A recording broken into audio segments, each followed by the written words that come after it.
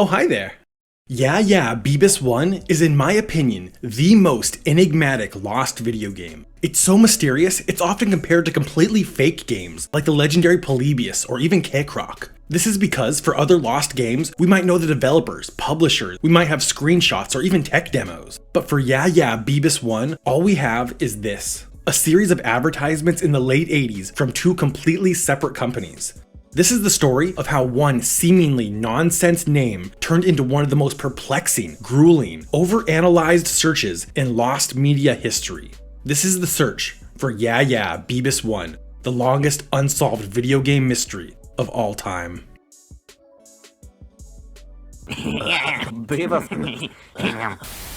It's not totally clear where the search for Yeah Yeah Beebiss 1 began, but some of the earliest discussions of the inexplicable game come from the Lost Levels forum, a site dedicated to unreleased games. As early as 2005, there were talks on the forum of the strange game, but at this point people were already making joke mock-ups of the title. So there are probably unarchived chats I haven't come across yet, possibly even before 2005. In 2009, Lost Levels founder Frank Safati posted about the book Video Game Quest, an attempt to catalog all games available or coming out in 1990. The book is a bit of a mess and contained a ton of games that were never released. Titles like Heart Attack, Return of Donkey Kong, and Dweebers. In the forum, user Tutai asked, "Is Dweebers the same game as Yeah Yeah Beebiss? Maybe I'm confusing things, but weren't both games about nerds?" Tutai was corrected that Beebiss does not appear to be Dweebers, and Safati compiled everything he knew about Yeah Yeah Beebiss 1 at the time. Its first known appearance comes from an ad for the New York-based company Play It Again, a mail-order service buying and selling used games, in the June 1989 issue of Video Games and Computer Entertainment. Continuing in July, August, and September issues, the company had placed ads before and after, but only these issues contained Beebiss on the list. The month Play It Again stopped featuring Beebiss on their lists, another mail-order company, Funko, began posting ads in the same magazine containing Yeah Beebiss 1 during the months of October, November, and December. And that was it. The game was advertised for 7 months in a row across two companies from mid to late 1989, and then never heard from again. There were some early ideas thrown around speculating on what the game might be. Of course, Dweebers was brought up, which might actually be the game Gathers. Some thought the title might be a typo, but it was basically agreed upon that Funko copied the name from Play It Again's list. But it was basically left at that. The hope was the game would eventually surface online and all would be solved. Years would pass, and occasionally new theories were brought up. One that gained a decent amount of attention was the possibility of it being a mistranslation of Super Pitfall 2. In 2012, Nintendo Age user Luigi Master posted, "I had this discussion with an in-real-life friend of mine about making a Famicom Kusoge, and I decided to make one that would have been a localization of Yeah Yeah Beebiss 1, with the title being written in Japanese. So I looked up the Romanji for what I would assume would sound like Bibesu. I plopped it into Google Translate, and it translated as the Beebe. I decided to look up what Beebe meant, but Dictionary.com thought I meant Beebe, and behold, Beebe was the surname of an American explorer and naturalist, and I decided to piece things together. The 1 was probably taken from the Roman numeral 2 as a typo, and the fact that Beebe was an explorer, maybe Yeah Yeah Beebiss 1 turned out to be Super Pitfall 2. It's crazy, I know, but truth is always stranger than fiction." Obviously, this theory is a stretch, but you have to remember, we're talking about a bizarrely named game that hasn't been identified in 20 years. At this point, the obvious theories are adding up.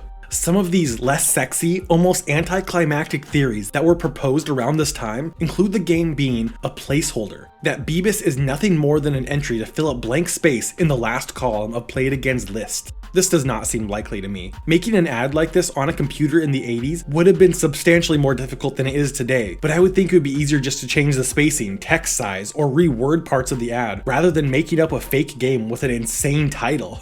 It's been thought that the game could just be an inside joke between the two companies, but this falls apart with a little research. Funko, also known as Funkoland, and funnily enough later became GameStop, was based in Minnesota, and Play It Again was headquartered in New York. There is absolutely no evidence that these two were ever in contact, and it's even less likely in the pre-internet days. A slightly more realistic explanation is that it's an inside joke at Play It Again, which leads to the next and most widely proposed theory, that the game is a copyright trap. also known as a fictitious entry. The idea is that you put something fake into your work to catch someone copying you. It's commonly believed if you catch someone copying you in this way, you could sue them, but historically, this has never worked out. In a landmark case in the 80s between Nestor's Map and Guide Corp versus Hagstrom's Map Company over the copying of fake streets in a New York taxi driver's guide, it was ruled that fictitious entries are not protected by copyright law. The case wasn't ruled on until 1992, so Play It Again, being a New York-based company, could have heard about the lawsuit and decided to set their own trap. But through my research and the research of others, there is no evidence that Play It Again sued Funko for copying parts of their list.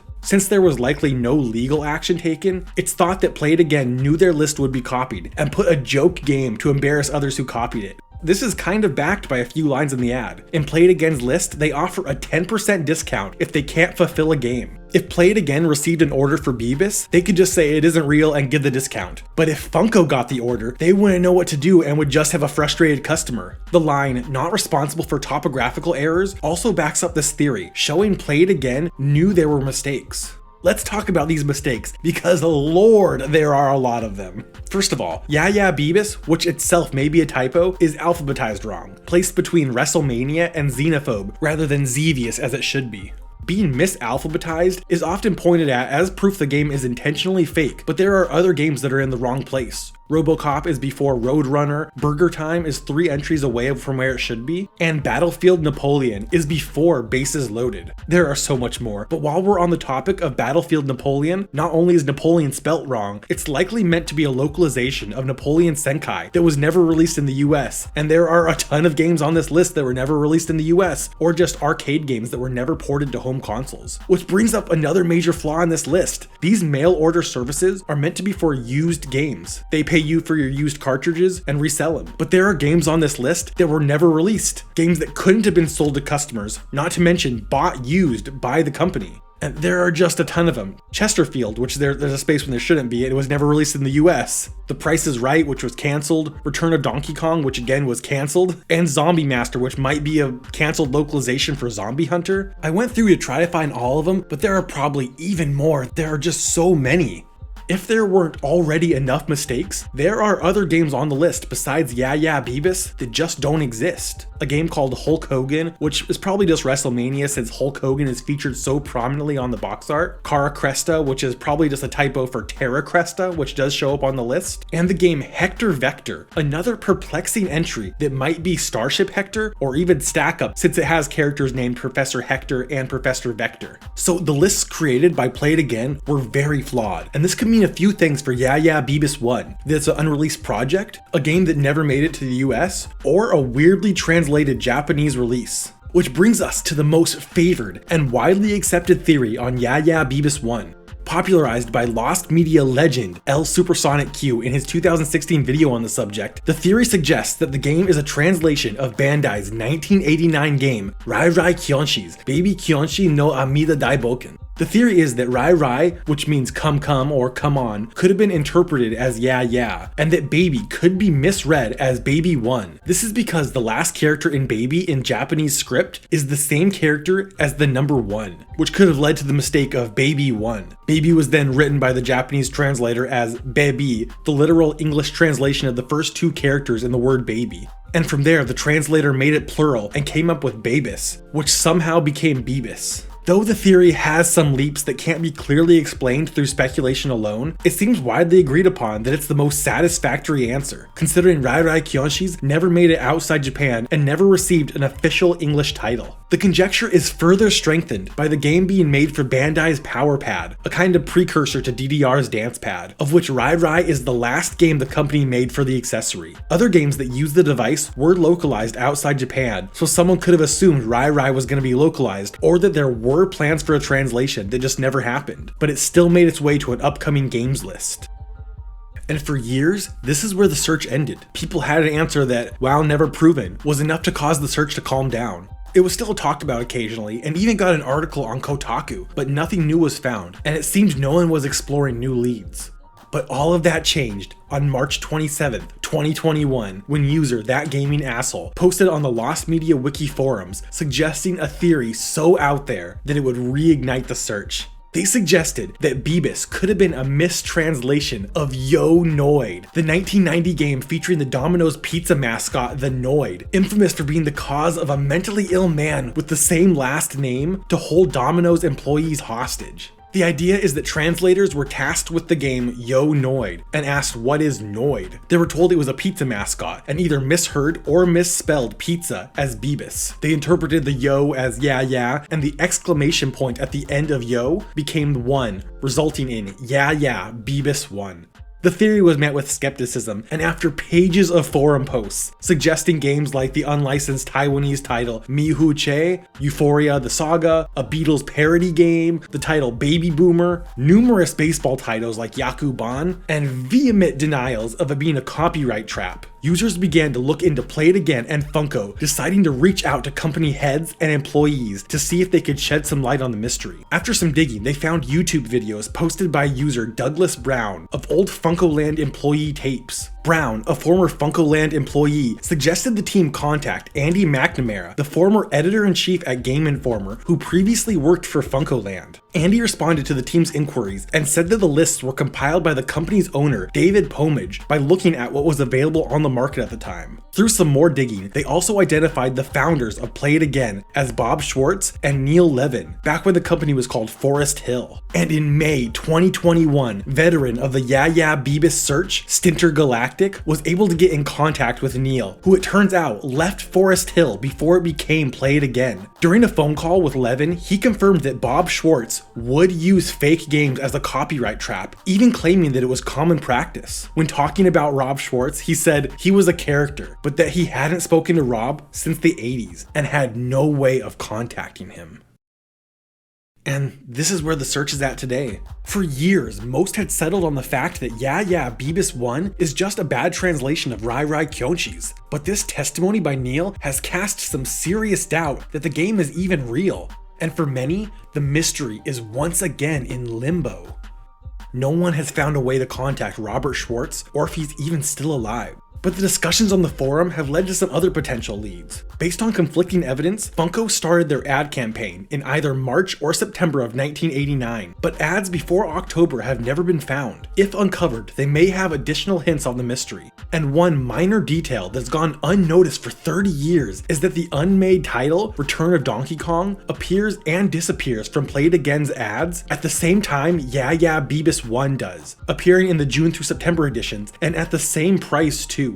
There may be some connection, but it's yet to be seen. And something I noticed in combing through these lists is that Play It Again and Funko abbreviate the names of numerous titles, so it could be that Beebiss is actually an abbreviation or a typo for an abbreviation. And just for fun, I'm gonna throw out my own theory. I was thinking, if Yeah Yeah Beebiss is a joke name, what could it be joking about? I thought, what kind of humor would a male video game enthusiast in the late 80s have? And it hit me. The immature kind. So I channeled my inner gamer and came up with Yeah Yeah Boobies 1. If the name is a joke created by Play It Again, this is the best I can come up with. And it led me to the 1987 Japanese exclusive Kid no Hore Hore Daisakusen. That's English title was planned to be, get this, Booby Kids, because the kids set booby traps. In 1993, the same company released Booby Boys for the Game Boy. So Booby Kids could have been meant to be the first entry in the series. Through translation errors or misspelling, Hore Hore became Yeah Yeah, Booby became Beebiss, and it was given the number 1 because it was planned to be the first in the series. But that's just the best I can come up with. All in all, the mystery is so close, but so far, and it seems our only hope for a semblance of a conclusion is tracking down Robert Schwartz of Play It Again, or someone directly involved in the early years of the company. But for me, I think I agree with Ko, one of the most involved members of the recent Beebiss search. I still hold hope that there's just some unknown 90s mascot abomination named Beebiss, and the cartridges are hidden away in some GameStop, along with the old Funko Land sign. Thank you so much for watching. Do you have any thoughts on Yeah Yeah Beebiss 1? Do you have any games you think it might be? Or are you convinced it's a copyright trap? Let me know in the comments and leave your suggestions for future videos. You can also hit me up on Twitter at LostMediaMike. This is Mike with All Things Lost. See you soon.